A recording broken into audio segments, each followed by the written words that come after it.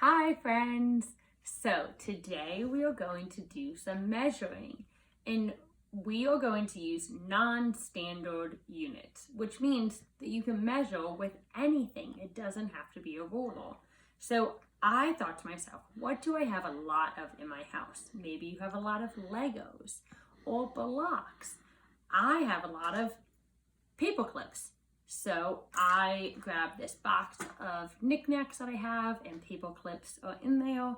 And then I grabbed some things that I want to measure. So I grabbed my computer, my glasses, this base 10 piece of math manipulatives that I have, and the book.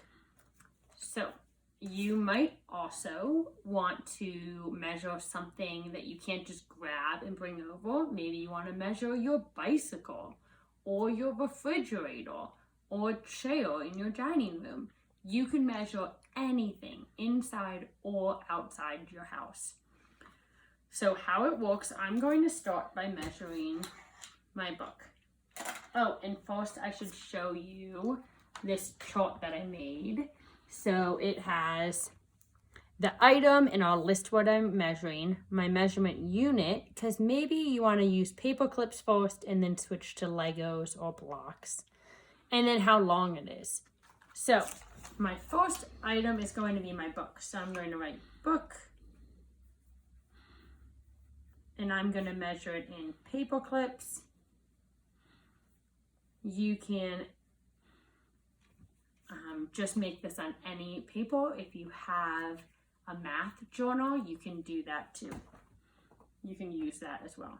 All right, so when I measure, it's important that I start, can we come a little closer? That I start immediately at the edge. If I start my paper clip over here, that's not really starting right where my book starts.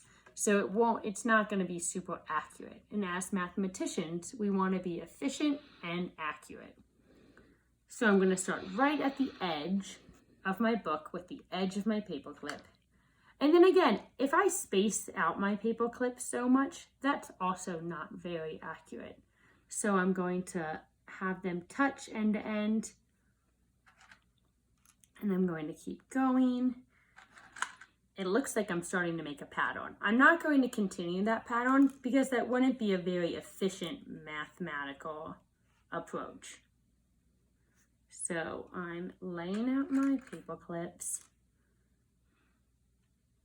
And I'm just gonna round to the nearest paper clip. So this works out pretty well that I have 1, 2, 3, 4, 5, 6 paper clips. So for how long it is, I'm going to write 6 paper clips. And you need to write down the unit when you write down the measurement, because otherwise maybe I'm going to think that it's 6 monkeys long. So it's 6 paper clips long. Okay, that makes sense. 6 monkeys, that's a pretty big book or pretty tiny monkey. So now I'll put these away and I get out my next item. Let's say I'm doing my glasses. Things to remember are to start right on the edge,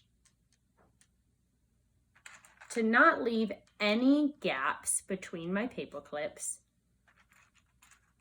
and to not get too fancy. So we don't need to do elaborate patterns or anything. You're just gonna do your best. This one is 1, 2, 3, 4. So I could write down that I'm measuring my glasses, my unit is still paper clips, and that it was 4 paper clips long.